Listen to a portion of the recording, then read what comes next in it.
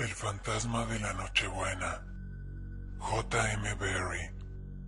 Hace unos cuantos años, como algunos recordarán, apareció un sobrecogedor artículo sobre fantasmas en el órgano de la Society for Haunting Houses. El autor garantizaba la veracidad de su exposición e incluso daba el nombre de la casa solariega de Yorkshire en la que ocurrió el incidente. El artículo y el debate que suscitó me inquietaron bastante y consulté a Pettigrew sobre la convivencia de aclarar el misterio. El autor escribió que vio claramente cómo su brazo pasaba a través de la aparición y salía por el otro lado. Y desde luego, todavía recuerdo que dijo eso la mañana siguiente. El miedo era patente en su rostro, pero tuve presencia de ánimo para seguir comiendo mis panecillos con mermelada, como si mi pipa de madera de brezo no tuviera nada que ver con aquel milagroso asunto. En vista de que escribió un artículo sobre esto, supongo que tiene motivos para retocar los detalles incidentales.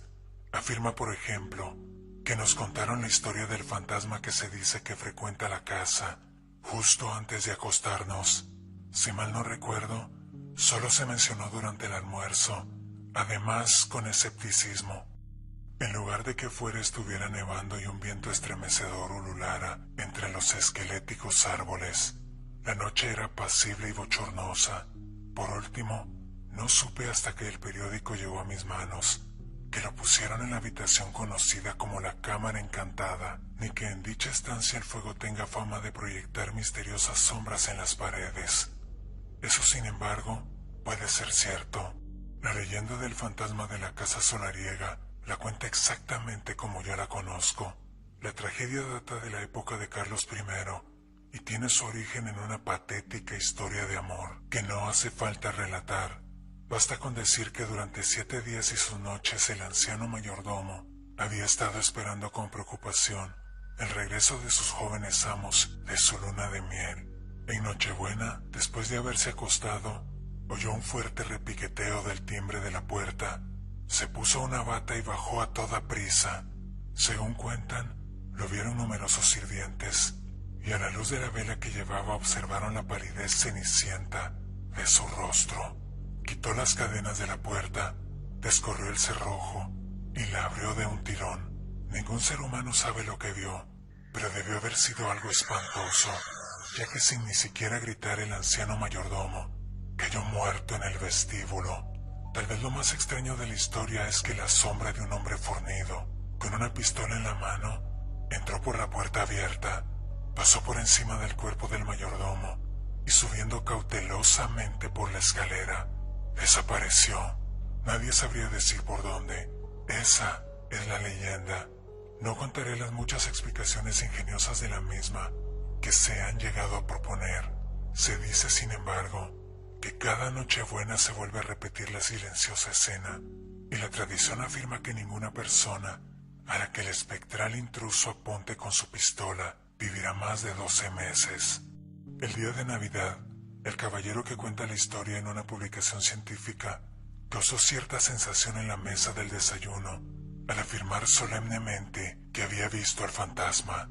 La mayoría de los hombres presentes rechazaron su historia, que se podía resumir en unas cuantas palabras. Se había retirado a su alcoba bastante temprano, y al abrir la puerta se apagó la luz de su vela. Trató de encenderla en la lumbre, pero estaba demasiado débil, y por último se acostó en penumbra. Le despertó, no sabía a qué hora, el repiqueteo de un timbre. Se incorporó en la cama y de pronto le vino a la mente la historia del fantasma.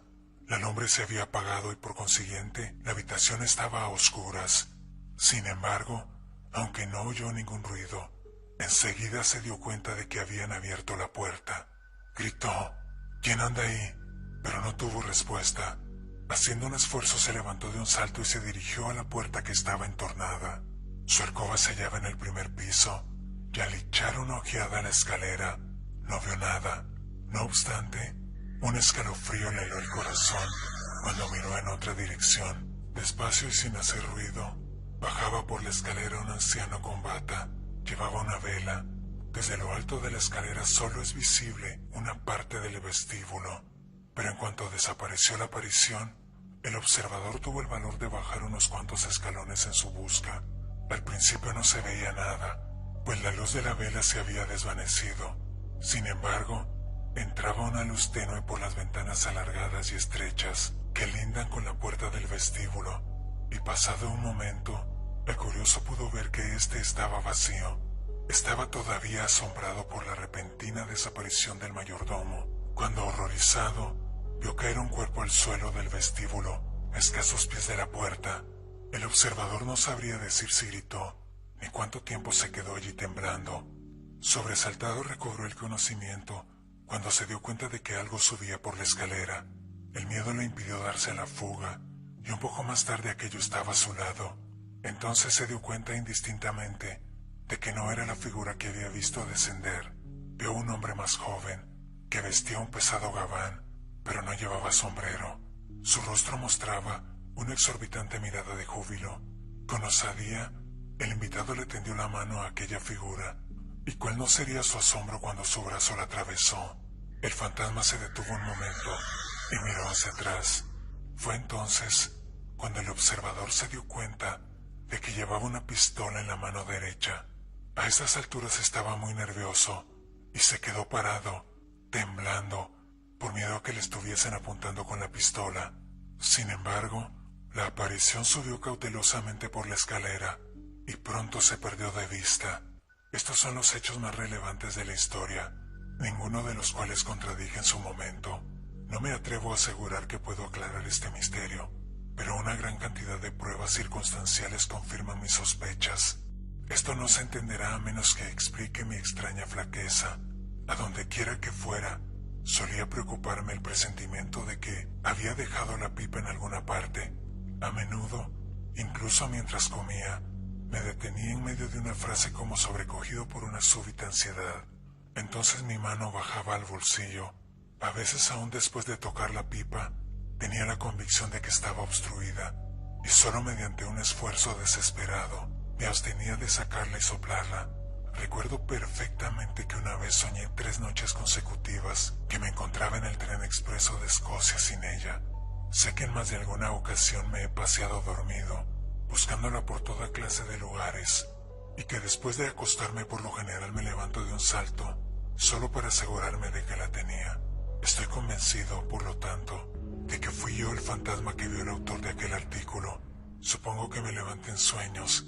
Encendí una vela y bajé sonámbulo al vestíbulo para sondear si mi pipa estaba a salvo en mi gabán, allí colgado. La luz se debió de apagar cuando me encontraba en el vestíbulo. Es probable que el cuerpo que él vio caer en el suelo del vestíbulo fue algún otro gabán que yo había tirado allí para llegar al mío con más facilidad. No me es posible explicar lo del timbre, pero quizás el caballero que ocupa la cámara encantada soñó esa parte del episodio. Yo me había puesto el gabán antes de volver a subir, de hecho.